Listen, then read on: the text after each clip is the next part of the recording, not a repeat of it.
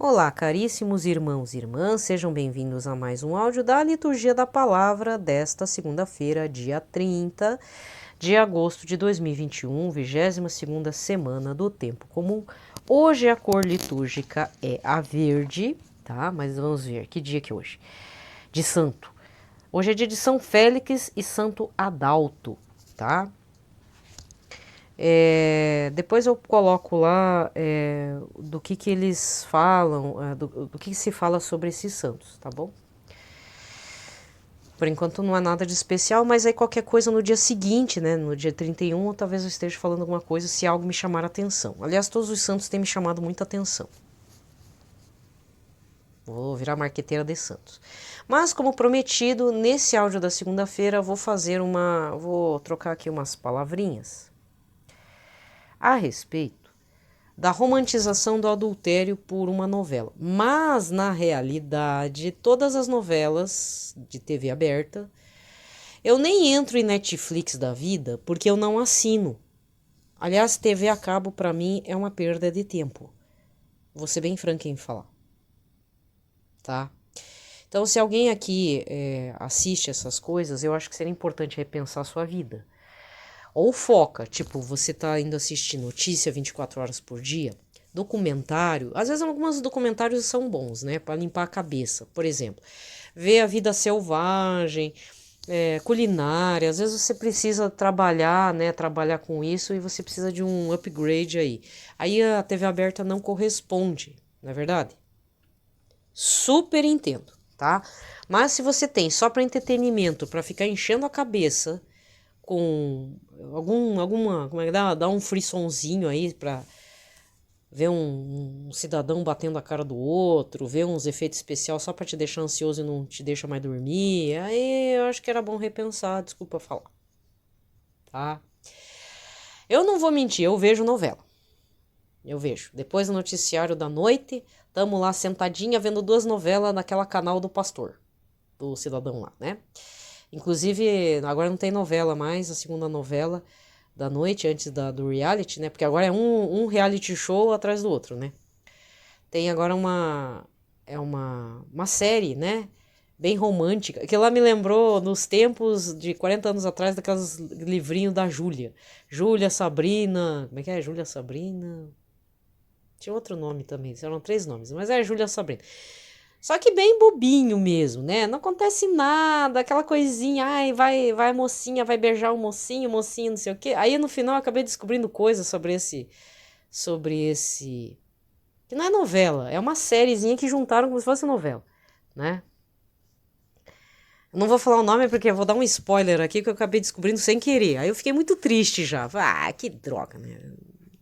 Tem um ator lá que acho que não aguentou a pressão de ser mocinho e desistiu da temporada. Aí tiveram que matar o personagem, né? Ai, que saco. Não gostei, né? Já não gostei disso.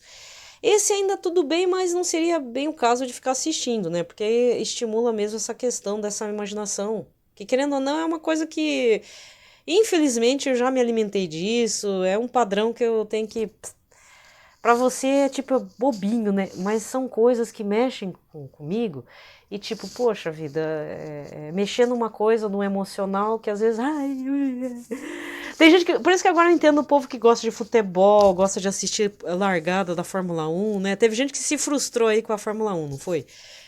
Eu vou ter que contar uma fofoca. Ai, credo. Eu voltando da missa, vendo um cidadão que eu conhecia de outros carnavais. Era uma pessoa lá daquela outra igreja ruim lá que eu participei.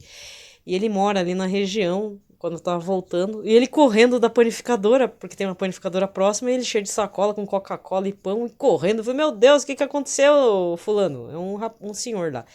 Ai, eu quero ver a largada da Fórmula 1. Aí tá, então tchau. Aí conversei, tudo, tchau. Voltei pra casa. Não é que a Fórmula 1 lá na Bélgica tava parada por conta da chuva, gente? E eu querendo a chuva aqui na região? Meu Deus, gente. Manda essa chuva pra cá, né? Aí eu não sei se teve corrida hoje, porque até a 1h30 da tarde não tinha acontecido a corrida ainda. Tinha acontecido a largada, mas a pista tava muito ruim. E faz bem mesmo parar, né? Já teve acidentes graves há 40 anos. Ah, é papo de velho, né? Mas aquele acidente que matou o pai do Villeneuve. Tem Tem um corredor, tem um piloto, né, que o sobrenome é Villeneuve, que ele não sei se é neto ou ele é filho do primeiro Villeneuve, piloto da Fórmula 1, que foi morto mesmo. Nossa, foi horrível o acidente.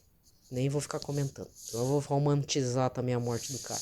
Mas, infelizmente, foi uma batida muito forte. Naquela época, os carros não têm toda essa tecnologia de proteção, inclusive. Bem, vamos falar sobre a romantização do adultério. Então, tem uma novela das 6 sobre o imperador Dom Pedro II. Só que eu não assisto essa novela. Eu só assisto partes da novela, finais do dia, para poder assistir o noticiário local, que para mim é muito bom, desse canal. Esse canal é muito assim, todo mundo não gosta. Realmente, por décadas, essa TV, tá? Esse canal aberto, incutiu na nossa sociedade brasileira a traição, a promiscuidade, a questão do aborto, a questão do feminismo exacerbado. Você pode reparar, não nessa novela. Nessa novela todos falam de forma polida, calminha. Mas a grande maioria das novelas, todos os protagonistas assim de casais falam muito alto. Ou seja, dá a impressão que toda a vida de casado tem que ter uma briga, um embate. E quando se dá certo, só vai dar certo quando? No final, né? Só que aí no final não precisa, não é verdade? Não há necessidade no final quando tem o casamento, né? Então, é necessário a gente estar observando o que a gente está colocando na nossa cabeça, na nossa mente. Até nas mídias sociais é assim, tá? Mas essa novela em questão, pelo pouco que eu estou assistindo, eu já entendi que está acontecendo uma traição de Dom Pedro II diante de sua esposa, a imperatriz, que eu não sei o nome, falar a verdade. Porque eu vou ser bem franca, história do Brasil, para mim, eu não sou muito... Nunca estudei muito, talvez agora estou observando mais. Mas vamos recordar nas aulinhas de história, do tempo dos antigamente aí da sua vida. Bom, é senso comum mesmo na sala de aula, isso não é falado muito, mas às vezes na época de cursinho, havia as fofocas históricas, né? E o Dom Pedro I, pai do Dom Pedro II, era promotor de muita fofoca de adultério, porque o homem era pior que o pai dele, né? Dom João VI, mais a Carlota Joaquina, parece que era ligado em adultério horroroso, né? Mais pela Dom João VI. Inclusive, eu tenho uma teoria, esse você pode me chamar de mente doentia, mas se você observar o povo do Rio de Janeiro, do nariz para baixo, eles têm aquela boca meio caída do Dom João VI. Você pode reparar. Dom João VI andou fazendo muita promiscuidade naquela cidade do Rio, né? Porque vocês sabem por que... Vou recordar vocês. Dom João VI chegou junto com a família imperial inteira, quase, não sei se esqueceram a mãe dele, né? A rainha Maria Louca lá, no calabouço. Mas porque estavam fugindo de Napoleão Bonaparte, que tanto invadiu mesmo. Transferiram todo o governo de Portugal para o Brasil, aqui na capital, e transformou o Rio de Janeiro na capital.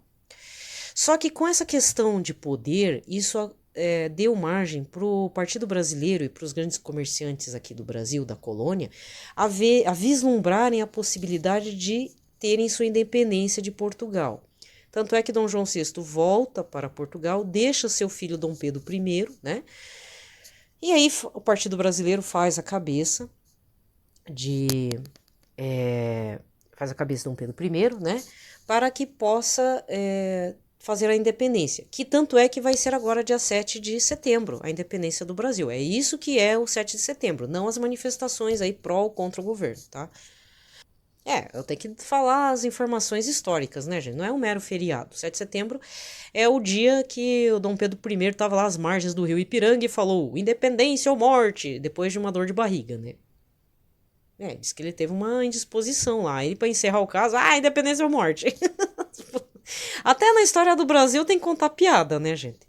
Mas a questão é que Dom Pedro I era tremendamente adúltero. Tanto é que o envolvimento com a Marquesa de Santos foi tórrido, né? E existem fontes, né? Tem um livro Você que é romântico, já que eu tô falando de uma novelinha romântica, mas você que é uma pessoa romântica, gosta de ler essas coisinhas, existe um livro esgotado chamado Cartas do Coração. Ele como é que é? Eu só lembro o sobrenome da autora. É Orsini, parece um urso, né? Orsini, da editora Rocco. É uma coletânea de cartas de amor que vai desde cartas de Napoleão Bonaparte, tem uma carta que em particular eu gosto bastante, que é do escritor Graciliano Ramos, de Vidas Secas, que ele faz para sua noiva, que destoa completamente do Graciliano Ramos, escritor, Vidas Secas, Memórias do Cárcere. Muito bacana. Mas lá dentro desse livrinho que eu estou falando para você, se você tiver curiosidade, tem uma carta de Dom Pedro I, acho que para a Marquesa de Santos, mas é uma carta muito estranha. Ai, do seu fulano, não sei o que. As cartas de amor meio boba, né? Mas tem. Então, realmente, ele era meio, assim, aquela promiscuidade exagerada. Com relação a Dom Pedro II, mesmo nos livros de história, didáticos e tal, a princípio, eu nunca tinha ouvido falar de nenhuma traição dele, mas resgataram essa traição e parece que foi um amor meio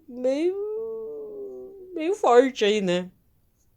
Se você quiser ver a novela, mas eu sugiro que não. Qualquer coisa já tem no YouTube da vida aqui sobre a Condessa de Barral, né? Esse caso de amor quando o Dom Pedro II era mais jovem. Tanto é que eu nem sei detalhes sobre a esposa de Dom Pedro II, porque se você reparar na história do Brasil, já para os fins do Império, né, brasileiro, já na chegada da República em 1888, não, 1889, né, 1888 foi a proclamação, não, foi a Carta Áurea de Libertação dos Escravos, né? Aí um ano depois deu a confusão, o golpe de Estado, que foi um golpe de Estado mesmo. Com Dom Pedro II, qual que era a personagem histórica que mais se falava? A Princesa Isabel, que teoricamente iria assumir o Brasil, junto com o Conde Deu, o impopular, né? Então eu não sei o que foi válido, mas na minha mera opinião de historiadora, eu acho que foi muito duro para Dom Pedro II, né? Não precisava ser desse jeito, acho. Certo, então, e aí essa novela tá quebrando com umas ideias que eu tinha a respeito de Dom Pedro II, que, assim, gente, realmente, gostar de uma pessoa, você casado, você de comunidade de vida, você que fez votos de castidade solteiro ou casado, enfim, o gostar é um complicador. O problema não é o gostar, como diz o padre lá quando eu precisei de auxílio, né? O problema não é o gostar. O problema é o que você faz com o gostar. Aí, quando você age, aí a gente peca. A gente age errado, a gente destrói uma relação, a gente destrói uma amizade, destrói tudo. De credibilidade, dignidade, não é? Então, essa é a questão. Mas nessa novela, já vou finalizar esse assunto, eu vi uma cena no sábado como se o adultério de Dom Pedro II fosse algo tão lindo. E a esposa uma megera. Oh, gente. Isso é romantização do adultério. Eu já não gostei de ter quebrado um paradigma da minha cabeça a respeito de Dom Pedro II. Aí depois eu pensei, não, tudo bem, o gostar, né? Mas, gente, mas ele é imperador. Ele não sabe que o pai dele fez toda aquela coisarada com a mulherada? Tanto é que depois de mais de idade, ele teve que lidar com um suposto herdeiro que era a cara de Dom Pedro II, mas mulato, que apareceu lá no interior de Minas Gerais. E Dom Pedro II deu umas terras para ele lá, para esse senhor que se diz filho de Dom Pedro I, com uma escrava, mas não tinha como dizer que não, porque era a cara de Dom Pedro II, a cara mesmo. Apareceu num documentário aí, uma reportagem, né? E foi. Aí ele. O que ele fez? Não é recompensar. Como é que é? Tem um termo, né? É pra se redimir, né? Com aquele senhor. Dom Pedro II cedeu terras lá bem no interior de Minas. Que tudo bem, já era uma região que precisava ser povoada mesmo. Certo? Então, já começa por aí. E depois vem uma cena lá de troca de confissões e amorzinho e beijinho. Gente, isso é uma mensagem subliminar medonha.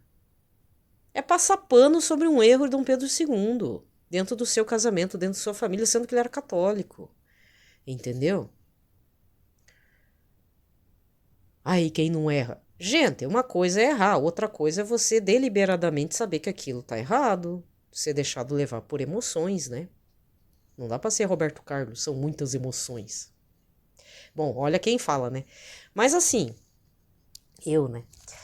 Mas, gente, e aí tem um outro viés, né? Que aí volto a bater na tecla sobre a romantização do suicídio. Para quem não sabe, existe um autor alemão chamado Goethe. Goethe tem duas obras importantes, aliás, obras polêmicas, né? Uma delas é Fausto. Aliás, eu não gosto de ouvir o nome. Desculpa se você tem nome de Fausto. Eu conheci uma pessoa com o nome de Fausto. Fausto é um personagem que vende sua alma ao demônio. Esse é o livro Fausto. Mas o livro que eu vou falar do Goethe é Os Sofrimentos do Jovem Werther.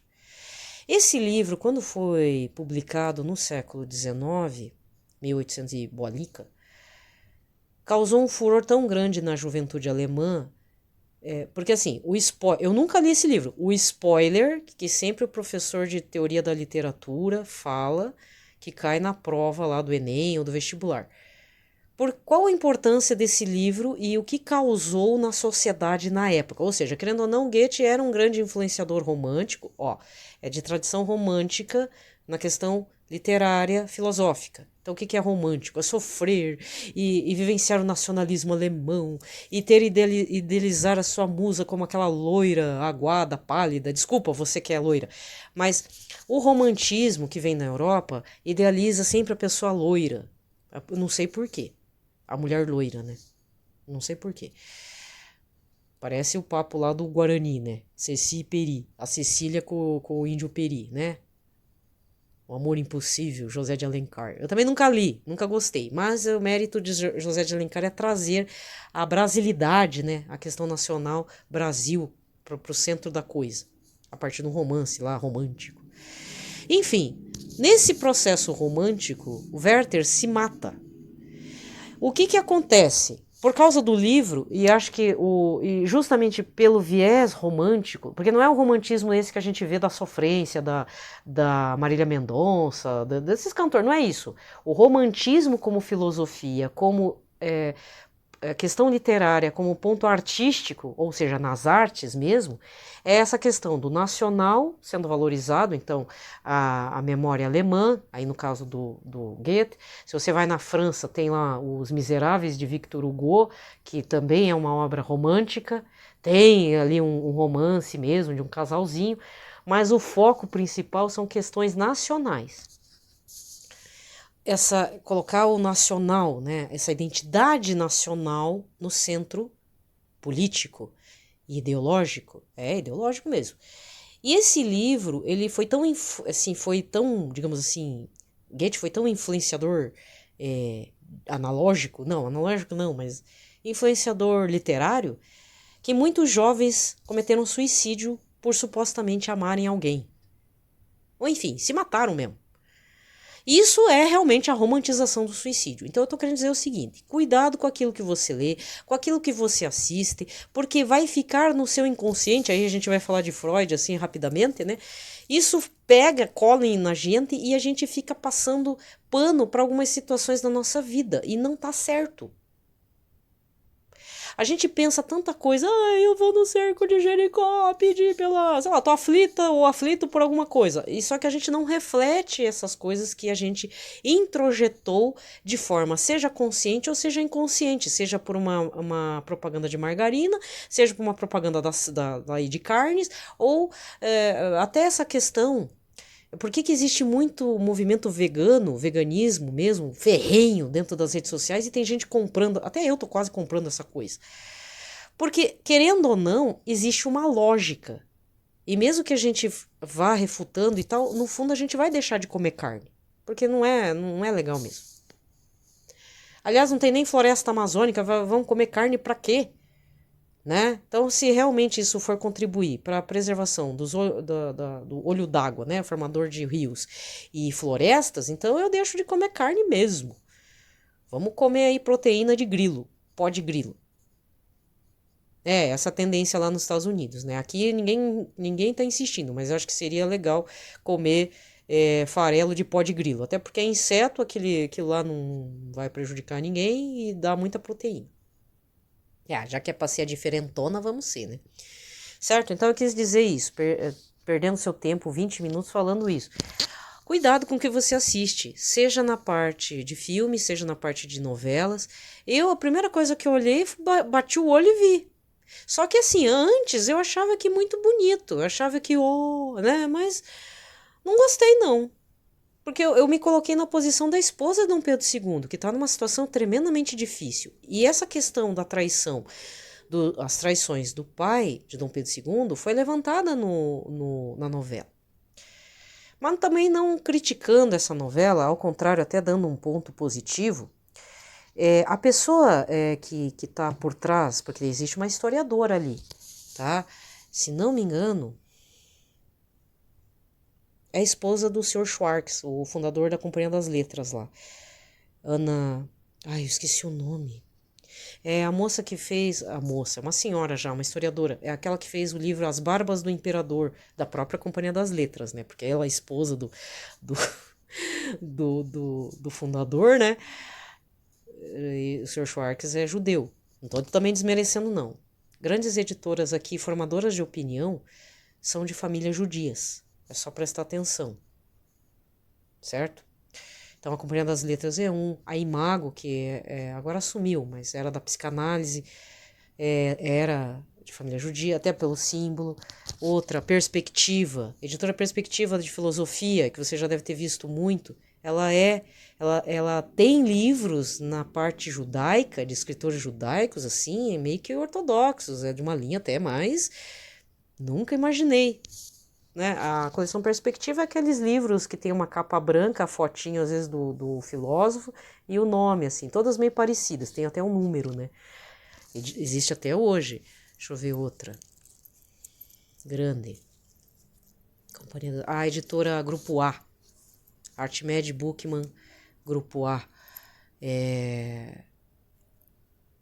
O sistema Sencard, não sei se ainda existe, mas esse é um grupo lá de Porto Alegre que é de uma família judaica daquelas, eu já comentei algumas vezes aqui, é de inclusive fechar a empresa, a fábrica lá, tudo, né, toda a empresa, nos dias judaicos, porque são fora do calendário, né? Só que também tem umas situações desagradáveis, às vezes fazem reuniões no dia de Natal, por exemplo, que eu andei sabendo, né, com os fornecedores ou com quem fornece e tal. Eu não devo nada para ninguém. Vai soar como crítica, mas eu assim já trabalhei. Foi uma ótima empresa não trabalhei para a empresa propriamente dita, trabalhei como representante. Só que eu achava um pouco absurdo esse tipo de coisa, né? Às vezes, quando a gente mais precisava, eles estavam fechados para celebrar a data deles. Quando é data cristã, parece que fazia de propósito, andei sabendo, né? Marcavam reuniões e tal. Né? Então tinha gente que reclamava, não vou citar nomes, mas eu já ouvi comentários. E não foi do meu patrão, foi de outra pessoa lá de Minas, comentando, pô, a pessoa vai fazer reunião na véspera do Natal, quase praticamente no Natal, né? Dia 25 de dezembro. Parece coisa para provocar, né? Então, mas enfim, existem essas editoras também que formam opiniões, que fazem diretrizes dentro da pedagogia, dentro da parte de tecnologia da informação, dentro da administração. Então, a gente tem que observar também a filosofia editorial, assim como tem bastante ainda, graças a Deus, editoras católicas. Muitas editoras, não é só tacar pedra na Vozes, por exemplo, só porque publica o Leonardo Boff, né, gente? Tem muita coisa boa dentro da Vozes, da Loyola, edições da Ave Maria, que são os claretianos. Tem muitas editoras católicas que permanecem firme e forte, não se venderam para grupos estrangeiros. Em compensação, outras que nasceram de forma laica se venderam, para grupos estrangeiros, tá? Tá certo? Então, cuidado com o que você vê, com o que você lê. Eu lia muito literatura estrangeira, ficção científica. Parei, porque começou a dar ideias, né? Para finalizar esse assunto delicado, eu ultimamente andei baixando uns joguinhos. Ah, me deu crise e baixei um jogo. Eu vou ter a baixar até o Pokémon. Tô brincando de Pokémon só na área da minha casa, né? Não tô entrando muito nessa. Então, aí o que que acontece? Às vezes tem que ver os vídeos, né? Quando você baixa algum joguinho, qualquer aplicativo, você vê uns vídeos. Tem um aplicativo que eu já baixei, justamente nesse ano eu deletei. Era alguma coisa de esses romancezinhos da Júlia transformado em aplicativo que você escolhe qual ação que a protagonista ou o protagonista que você escolheu vai vivenciar. E nesses aplicativos de romancezinho, água com açúcar, não é romance de fazer encontro, não. É historinha mesmo. Existe muita promiscuidade e existe muito a homossexualidade, relações homoafetivas. Então, mesmo nas propagandas, tem acontecido bonequinhas assim que, ai, ela tá pertinho, a moça, né? Ah, ela tá pertinho de mim, será que eu dou um beijo ou não? Entendeu? Aí que tá. Devido à inteligência artificial, eles sabem que eu sou do gênero, do sexo, do gênero, até eu tô trocando isso, do sexo feminino. Então eles colocam isso e fica reforçando as relações homoafetivas. E eu sou hétero, hein? Apesar de ser hétero, também ultimamente eu tenho mantido assim, ai, não vou ficar pecando com a cabeça, né? Porque às vezes passa um bonito, vai que é casado, né? Então essas coisas é muito perigoso, né? Já tá difícil manter a heterossexualidade, mas principalmente a castidade na minha heterossexualidade. Imagine essa situação desagradável. Toda hora eu ter que, às vezes, abrir digamos, dobrar lá as moedinhas do jogo, eu tenho que ser obrigado a ver esse tipo de vídeo. Às vezes eu fecho o olhinho, deixo passar os 30 segundos, acabou, né? Eu tô falando porque às vezes você não passa por isso. Mas se você passar, já fique atento. Isso é uma jogada para que o mundo se torne um canal de perdição mesmo, né? Beleza? Então tá. Pelo sinal da Santa Cruz, livrai-nos Deus Nosso Senhor, todos os nossos inimigos, em nome do Pai, do Filho e do Espírito Santo. Amém. Vamos lá. Glorioso Patriarca São José, cujo poder consegue tornar possíveis as coisas impossíveis, vinde a nossa ajuda nesses momentos de angústia e dificuldade. Tomai sob a vossa proteção as situações tão graves e difíceis que vos confio, para que obtenha uma solução feliz. Meu amado Pai, toda a minha confiança está colocada em vós. Que não se diga que eu vos invoquei em vão, e dado que tudo podeis, junto de Jesus e Maria, mostrai-me que a vossa bondade é tão grande como o vosso poder. Amém. Pai nosso que estais nos céus, santificado seja o vosso nome, venha a nós o vosso reino, seja feita a vossa vontade, assim na terra como no céu. O pão nosso de cada dia nos dai hoje, perdoai-nos as nossas ofensas, assim como nós perdoamos a quem nos tem ofendido. Não nos deixeis cair em tentação, mas livrai-nos de todo o mal. Amém. Ave Maria, cheia de graça, o Senhor é convosco. Bendita sois vós entre as mulheres, e bendito é o fruto do vosso ventre, Jesus. Santa Maria, Mãe de Deus, rogai por nós, pecadores, agora e na hora de nossa morte. Amém. Glória ao Pai, ao Filho e ao Espírito Santo, como era no princípio, agora e sempre. Amém. Muito bem. A primeira leitura desse dia 30, segunda-feira, é 1 Tessalonicenses capítulo 4, versículos de 13 a 18. Irmãos, não queremos deixar-vos na incerteza a respeito dos mortos, para que não fiqueis triste como os outros, que já não têm esperança. Se Jesus morreu e ressuscitou, e esta é a nossa fé, de modo semelhante, Deus trará de volta com Cristo os que através dele entraram no sono da morte. Isto vos declaramos segundo a palavra do Senhor. Nós que fomos deixados com vida para a vinda do Senhor, não levaremos vantagem em relação aos que morreram. Pois o Senhor mesmo, quando for dada a ordem, a voz do arcanjo, ao som da trombeta, descerá do céu, e os que morreram em Cristo ressuscitarão primeiro. Em seguida, nós que fomos deixados com vida, seremos arrebatados com eles nas nuvens, para o encontro com o Senhor nos ares, e assim estaremos sempre com o Senhor. Exortai-vos, pois, uns aos outros com estas palavras. Palavra do Senhor. Salmo de hoje é o 95, com o refrão: O Senhor vem julgar nossa terra. Cantai ao Senhor, Deus, um canto novo, manifestai a sua glória entre as nações e entre os povos do universo seus prodígios. O Senhor vem julgar nossa terra. Pois Deus é grande e muito digno de louvor, é mais terrível e maior que os outros deuses. Porque nada são os deuses dos pagãos, foi o Senhor e nosso Deus que fez os céus. O Senhor vem julgar nossa terra.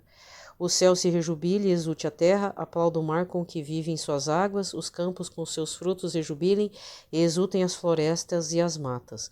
O Senhor vem julgar nossa terra. Na presença do Senhor, pois ele vem, porque vem para julgar a terra inteira. Governará o mundo todo com justiça e os povos julgará com lealdade. o Senhor vem julgar nossa terra. Evangelho de hoje, Lucas 4, versículos 16 a 30. Naquele tempo veio Jesus à cidade de Nazaré, onde se tinha criado, conforme seu costume. Naquele tempo veio Jesus à cidade de Nazaré, onde se tinha criado, e conforme seu costume entrou na sinagoga no sábado e levantou-se para fazer a leitura. Deram-lhe o livro do profeta Isaías. Abrindo o livro, Jesus achou a passagem que está escrito: O Espírito do Senhor está sobre mim, porque ele me consagrou com a unção para anunciar a boa nova aos pobres. Enviou-me para proclamar a libertação aos cativos e aos cegos a recuperação da vista, para libertar os oprimidos e para proclamar um ano da graça do Senhor. Depois fechou o livro, entregou-o ao ajudante e sentou-se. Todos os que estavam na sinagoga tinham os olhos fixos nele. Então começou a dizer-lhes: Hoje se cumpriu esta passagem da Escritura que acabaste de ouvir. Todos davam testemunho ao seu respeito, admirados com as palavras cheias de encanto que saíam da sua boca, e diziam: Não é este o filho de José? Jesus, porém, disse: Sem dúvida vós me repetireis o provérbio: Médico, cura-te a ti mesmo. Faze também aqui em tua terra tudo o que ouvimos dizer que fizeste em Cafarnaum. E acrescentou: Em verdade eu vos digo que nenhum profeta é bem recebido em sua pátria. E de fato eu vos digo, no tempo do profeta Elias, quando não choveu durante 3 anos e 6 meses, e houve grande fome em toda a região, havia muitas viúvas em Israel. No entanto, a nenhuma delas foi enviado Elias, senão a uma viúva que vivia em Sarepta, na Sidônia. E no tempo do profeta Eliseu havia muitos leprosos em Israel, contudo nenhum deles foi curado, mas sim Naamã, o sírio. Assim, quando ouviram estas palavras de Jesus, todos na sinagoga ficaram furiosos. Levantaram-se e o expulsaram da cidade. Até levaram-no até o alto do monte sobre o qual a cidade estava construída, com a intenção de lançá-lo no precipício. Jesus, porém, passando pelo meio deles, continuou o seu caminho. Palavra da salvação. Muito bem. Aqui termina o evangelho desta segunda-feira e vamos recordar o evangelho desse domingo. Foi Marcos 7, do versículo 1 ao 23. Meio picado, mas é importante ler tudo, né? Muito bem, fiz as orientações, não, um pitaco grande aí a respeito da romantização de coisas erradas, né? Porque isso é romantização de coisas erradas pelo mundo. Então, não adianta ficar defendendo as coisas do mundo, gente. Ou você... Não é também ser aquele católico radical, ultra radical, que aí vai defender até gente que você não conhece e que depois você vai se arrepender. Nunca defenda, desculpa. Se não for um parente teu, um grande amigo, e você saber que aquela pessoa é inocente de fato, você tem provas, álibi, tudo, e mesmo assim foi julgado, beleza, você pode defender, não tem problema. Agora, você defender algumas pessoas da política, de coisas aí que, sabe, não vai compensar, gente. Isso se chama idolatria. É que nem o povo que eu não entendo. O povo é católico, critica quem crê em horóscopo, isso é errado mesmo, mas defende o seu time de coração. Peraí, então onde é que está o lugar de Deus aí na sua vida? Porque uma coisa é você fazer piada a respeito do time, né? Outra coisa é você ficar levando, não posso perder o jogo e tal. Eu torço pro Coritiba. O meu time, ele tá bem na Série B, mas ele caiu pra Série B, né? E nem por isso eu tô perdendo minhas cabeças e meus cabelos, né? Eu falo mesmo. Nem por isso eu tô colocando viva o coxa, viva isso, viva aquilo, né? Apelido de quem é Coritiba é coxa branca. E é Coritiba, né? Não vou ficar entrando em detalhes o porquê disso. Por que é coxa? Não tem nada a ver com coxa e Coritiba, mas tem umas historinhas, umas lendas urbanas aí a respeito. Por que o bando é coxa branca? O povo não pegava sol e o coxa, ele é time de elite, né, da cidade. Porque tinha um ferroviário que agora virou Atlético. Então, depois de muitas fusões, virou Atlético. Atlético Paranaense, que tá até melhor que o coxa, né? Mas assim, enfim, né? Nem por isso eu tô me gastando por conta disso. Então eu vejo um povo da catolicidade defendendo seus times. Não dá, gente. Não entra, eu não concebo. É crítica. Eu já fui criticada pelo meu estado emocional medonho, né? Eu mesmo sei que a coisa é feia. Certo? Só que, tipo, a pessoa critica, mas idolatra lá o time do coração. Renuncia pra você ver se não vai acontecer umas graças na tua vida. renuncia mesmo. Eu não posso renunciar ao coxa branca, porque eu já nem ligo muito para futebol. Eu gosto do meu time, mas eu não sou daquelas de ir lá e defender, de ter camisa. Não tenho essas coisas. Então eu praticamente não torço, né? Eu tenho outras coisas que eu preciso renunciar. Só que aí o povo fica aí de trelelê da vida dos outros, mas esquece, né? Da vida pessoal. Não tem problema torcer, mas eu acho que é um pouco sutil, né, gente? Tem que sempre rever se isso não tá tomando o tempo da gente. Apesar que quem sou eu para criticar? Meus joguinhos eu tomo muito tempo do meu tempo na leitura da palavra do que o time, né? Mas enfim, tá? Ah, falei. Falei mesmo. Falei. Gente, desejo a todos uma ótima semana. Fiquem em paz, na paz de Cristo.